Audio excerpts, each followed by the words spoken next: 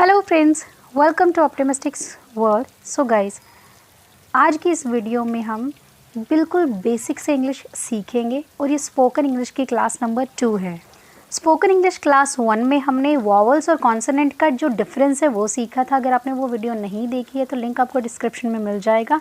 अब जाएँ, देखें, उसको प्रैक्टिस करें, देन फिर आप ये वाली वीडियो देखें। चलिए वीडियो को स्टार्ट करते हैं। जैसे कि आप पिक्चर में देख रहे हैं, ये क्या है? पेन। पेन जो है एक वर्ड है जिसका एक मीनिंग है, और जो पेन है वो कई लेटर्स से मिलके बना है। तो किसी भी सेंटेंस की सबसे छोटी इकाई होती है लेटर, उसके बाद आता है वर्ड। कई लेटर्स मिलके एक वर्ड बनता है और कई वर्ड मिलके एक पर्टिकुलर सेंटेंस बनता है। जैसे कि आई हैव अ पेन, मेरे पास एक पेन है। तो अभी हमने क्या सीखा है? किसी भी सेंटेंस की सबसे छोटी इकाई होती है लेटर। कई लेटर से मिलकर एक वर्ड बनता है और कई वर्ड से मिलकर एक सेंटेंस बनता है। और किसी भी सेंटेंस को बनाने के लिए एक पर्टिकुलर रूल होता है जिसमें सब्जेक्ट होता है प्लस वर्ब होती है और ऑब्जेक्ट होता है। चलो अब हम सब्जेक्ट, वर्ब और ऑब्जेक्ट होता क्या है ये सीखते हैं। इसको हम एक सेंटेंस की हेल्प से सीखेंगे। सेंटेंस है आई एम अ गर्ल, कि मैं एक लड़की हूँ। इस सेंटेंस के अंदर आई जो है वो एक सब्जेक्ट है, एम एक वर्ब है और गर्ल क्या है? एक ऑब्जेक्ट। देखें, सब्जेक्ट क्या होता है? जिस भी चीज़ के बारे में बात हो रही है उसे हम सब्जेक्ट बोलते हैं, और उसके बारे में क्या बात हो रही है वो है ऑब्जेक्ट। और इसमें वर्ब क्या है? एम, जैसे हम हिंदी में क्रिया भी बोलते हैं। एम का यूज़ हम हमेशा आई के साथ ही करते हैं। चलिए कुछ और सेंटेंसेस देख लेते हैं। I am a good girl, मैं एक अच्छी लड़की हूँ। I love to play cricket, मुझे क्रिकेट खेलना पसंद है। इसमें आई क्या है? सब्जेक्ट है, और क्रिकेट क्या है?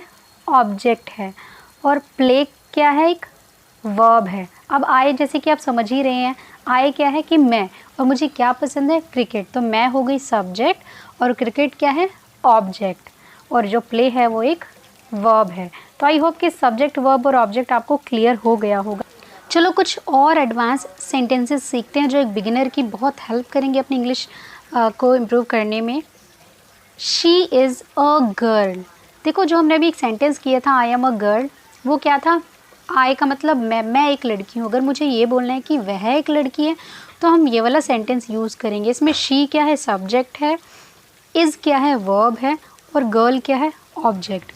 और अगर हमें एक से ज़्यादा लड़कियों की बात करनी है तो हम बोलेंगे वी आर गर्ल्स।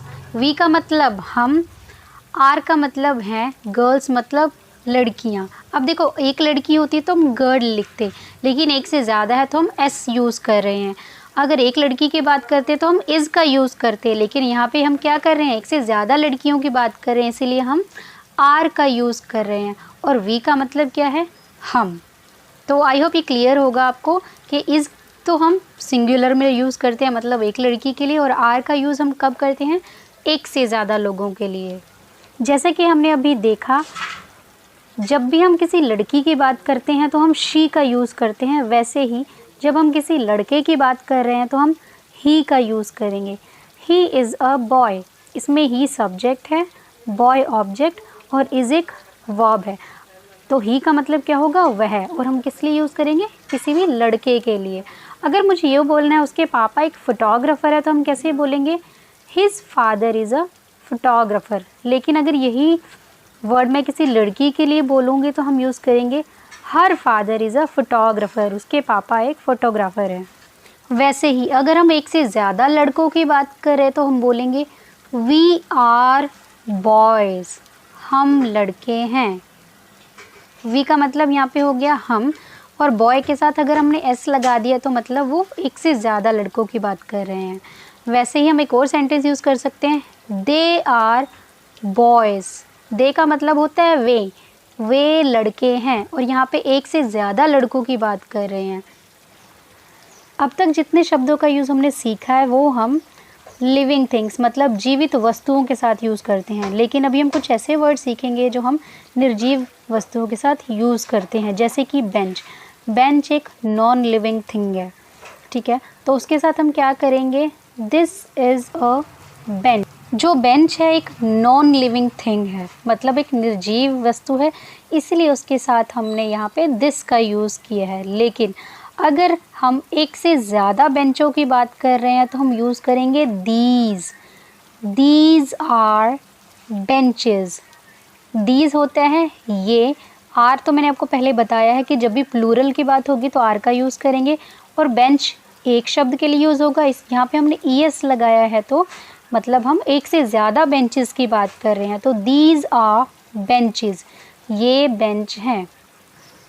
अगर यही बेंच मुझसे थोड़ी दूरी पर पड़ा है तो हम यूज़ करेंगे दैट। अगर बेंच पास पड़ा है तो हम दिस का यूज़ करेंगे। सेंटेंस क्या बनेगा, दैट इज़ अ बेंच, कि वह एक बेंच है।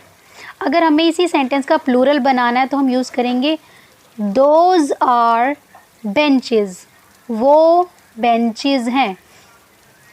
अब दैट का जो प्लूरल होगा वो दोज होगा, और प्लूरल के लिए मैंने आपको बताया है इज़ का यूज़ नहीं करते, आर का यूज़ करते हैं। और बेंचेस तो ऑलरेडी एक प्लूरल वर्ड है। इसी तरह मोस्ट ऑफ द केसेस में हम इट का यूज़ भी करते हैं। अगर मुझे ये बोलना है कि बाहर बारिश हो रही तो हम बोलेंगे it is raining outside, raining. अगर कहेंगे बारिश बहुत थोड़ी थोड़ी हो रही है तो हम बोलेंगे it is drizzling outside. Drizzling का मतलब होता है कि थोड़ी थोड़ी बारिश होना।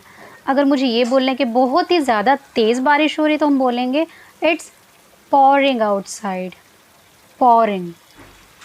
सो गाइस, अभी तक जितने भी वर्ड्स हमने सीखे हैं एज अ बिगिनर आपके लिए बहुत ही हेल्पफुल साबित होंगे, लेकिन वीडियो में आगे हम इन्हीं वर्ड्स को एज अ एडवांस लर्नर आप कैसे प्रोनाउंस करोगे वो सीखेंगे। लेकिन वो पार्ट शुरू करने से पहले मैं आपको एक वर्ड इंट्रोड्यूस कराना चाहूँगी जिसे हम बोलते हैं कॉन्ट्रैक्शन। आपने देखा होगा जितने भी नेटिव स्पीकर्स हैं वो इंग्लिश को बहुत जल्दी से बोलते हैं, तो वो क्या करते हैं, कुछ वर्ड्स को आपस में जोड़कर कॉन्ट्रैक्ट करके वो एक अलग प्रोनाउंसिएशन निकालते हैं, जिससे कि आपकी जो इंग्लिश जब आप बोलते हो तो वो बहुत ही फ्लुएंट लगती है और आप नेटिव स्पीकर के जैसे साउंड करते हो। देखिए, जितने भी सेंटेंसेस अभी तक हमने किए हैं उनमें से पहला सेंटेंस था आई एम अ गर्ल, मैं एक लड़की हूँ। लेकिन एज अ नेटिव स्पीकर अगर हमें इसे प्रोनाउंस करना है तो हम इसमें क्या करेंगे, आई और एम को जोड़ देंगे, कॉन्ट्रैक्ट कर देंगे, तो हम इसे ऐसे प्रोनाउंस करेंगे। इसमें आपको आई को प्रोनाउंस नहीं करना है तो आप इसे ऐसे बोलेंगे एम अ गर्ल या फिर am a girl, both are correct. अब आपको क्या करना है, सेंटेंस को सुनना है, वीडियो को पॉज करना है और एटलीस्ट 3 टाइम्स इसको प्रैक्टिस करना है। नेक्स्ट सेंटेंस देखते हैं। सेंटेंस था शी इज़ अ गर्ल, वह एक लड़की है। अगर हम इसे कॉन्ट्रैक्ट करेंगे तो हम शी और इज़ को जोड़ देंगे, तो हम बोलेंगे she is a girl, she is a girl. इसके बाद हमने किया था वी आर गर्ल्स, कि हम लड़कियां हैं। इसे कॉन्ट्रैक्ट हम करेंगे, वी और आर को जोड़ देंगे तो हम बोलेंगे we are girls, we are girls. आपको वीडियो को पॉज करना है और 3 बार प्रैक्टिस करना है। वैसे ही हम अगला सेंटेंस को कॉन्ट्रैक्ट करेंगे। सेंटेंस है ही इज़ अ बॉय, वह एक लड़का है। तो इसे हम कॉन्ट्रैक्ट कर देंगे और ही और इज़ को जोड़ देंगे तो बनेगा he's a boy, he's a boy. और जो नेक्स्ट सेंटेंस है वी आर बॉयज़, हम लड़के हैं, इसे हम करेंगे we are boys, we are boys. Are को हम जो र का साउंड है वो प्रोनाउंस नहीं करेंगे, इसलिए हम इसे बोलते हैं वी आर बॉयज़। या फिर इसे हम ऐसे भी बोल सकते हैं दे आर बॉयज़। इसे हम कॉन्ट्रैक्ट कैसे करेंगे, they are boys, they are boys. Next sentence है दिस इज़ अ पेन, यह एक पेन है। इसे हम कॉन्ट्रैक्ट करके कैसे बोल सकते हैं, दिस और इसको हम जोड़ देंगे और हम बोलेंगे this is a pen, this is a pen. और अगर हमने इसी सेंटेंस का प्लूरल करना है तो हम बोलेंगे दीज आर पेन्स। तो कॉन्ट्रैक्ट करके कैसे बोलेंगे हम, these are pens, these are pens. अगर यही पेन हमने थोड़ी सी दूरी पर रखा हुआ है तो हम बोलेंगे दैट इज़ अ पेन। और अगर हम इस सेंटेंस को कॉन्ट्रैक्ट कर देंगे तो बनेगा that's a pen, that's a pen. और इसका जो प्लूरल फॉर्म होगा क्या होगा, दोज आर पेन्स। और अगर कॉन्ट्रैक्ट कर देंगे तो बनेगा those are pens, those are pens. इसी तरह हमने इट के यूज़ वाले कुछ सेंटेंसेस किए थे। सेंटेंस था इट इज़ रेनिंग आउटसाइड, और अगर हम इसे कॉन्ट्रैक्ट कर देंगे तो बनेगा इट्स रेनिंग आउटसाइड। और अगर बारिश थोड़ी कम हो रही तो हम बोलेंगे it's drizzling outside, it's drizzling outside. अगर बारिश बहुत ज़्यादा हो रही है तो हम बोलेंगे it's pouring outside. So guys, I hope जितने भी सेंटेंसेस मैंने आपको कराए हैं आपको क्लियर हो गए होंगे। और आपको क्या करना है, वीडियो को पॉज करना है, सेंटेंसेस को 4 to 5 टाइम्स तक प्रैक्टिस करना है और अपने डेली यूज़ में तो इन्हें प्रैक्टिस करना ही है। So guys, that's it for today's video. If you find it helpful, then please share it with your friends. Till then, bye bye, take care, have a good day. अगर आप channel पे new हैं तो channel को subscribe करके bell icon को press कर देना, जिससे कि आने वाली वीडियोस की नोटिफिकेशन आप लोगों को टाइम पे मिल जाए।